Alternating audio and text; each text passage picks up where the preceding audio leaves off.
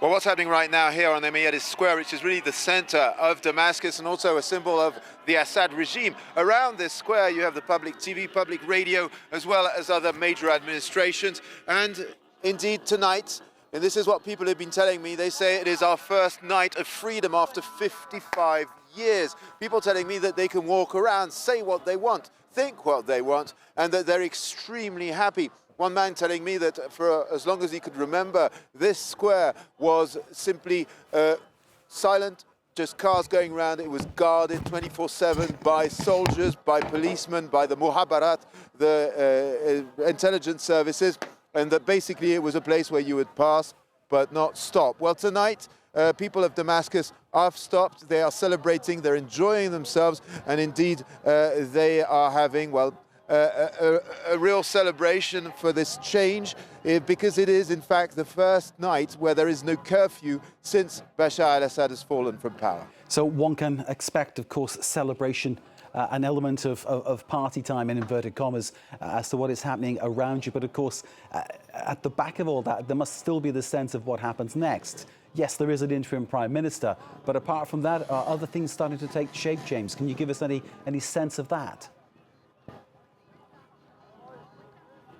Well, indeed, yes, there is a new Prime Minister that's been appointed. The cabinet is to follow shortly. It is ongoing as we speak. And of course, well, when you ask people what they think of this new Prime Minister, this new transition government, well, they will tell you, you know, it's only until March. That's the first thing they say. And the second thing is they say, look, to be honest, we're not that bothered. Most people have told us, look, it cannot be worse than what we went through under the Assad rule. So they are all telling me that basically they want to trust, in a way, Ayatollah al-Sham and their men. They want to see how it goes.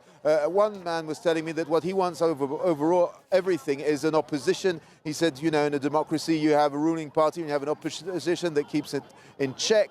And he says, you know, then power changes hands, and this is what we need and what we want here. Now, of course, what we are seeing here is that we're seeing Ayatollah al-Sham take control of the city. You have militiamen pretty much everywhere now in town. And just 2 minutes ago, speaking to one of them, one who'd actually taken part in the liberation of the prisons here in Damascus, and he was telling me, look, you know, I'm tired of fighting. I do not want to bear arms any longer. I've done my task, my job. What I want now is for Syria to move on, to be more peaceful. And he said, you know, right now, yes, we are deployed across the city with our assault rifles, but the objective is for us to disappear and, you know, leave this space to a police force, a civilian force, in order to secure the lives and goods of the Syrian people.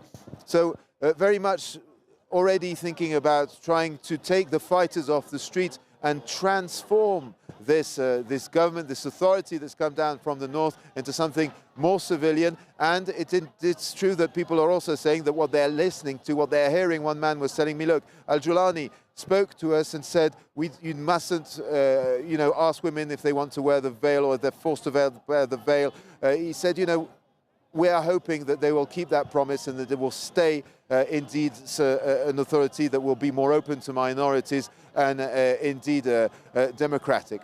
Indeed. Talking the talk, it sounds so far extremely positive, doesn't it? Now, Abu Mohammed al-Julani now wants to be known by his actual real name, Ahmed al-Shara, al-Julani being his nom de guerre, if you like. He wants to sort of revert to his actual birth name. Nonetheless, his words today regarding those who took part in torture and killing of detainees are extremely harsh and extremely hard. There is clearly going to be this element of revenge about what happens next in Syria. Yes, of course, that is what everybody's worried about. And it's true that today with the crew, with Julie Dungelhoff and Sofia Amara, we went to visit one of these prisons, an infamous prison here in the city of Damascus, which is known as the Center Palestine, which is one of the HQs, if you will, of the muhabarat, the security apparatus of Bashar al-Assad. And what we saw there was indeed rather frightening. Now, it is a sprawling underground complex with cell upon cell in a maze of corridors where we could enter the cells. We saw, just blankets on the floor, dozens of them, which shows you how crowded the system is. Just one toilet for one whole large cell, and basically dire conditions.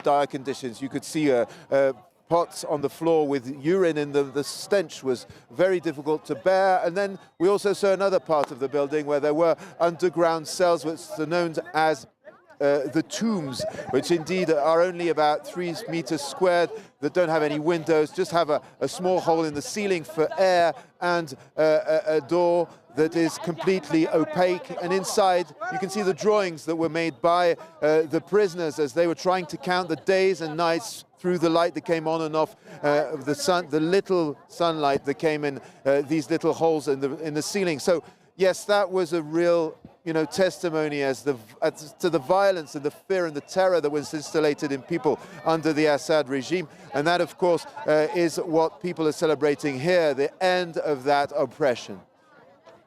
James Andre in Damascus.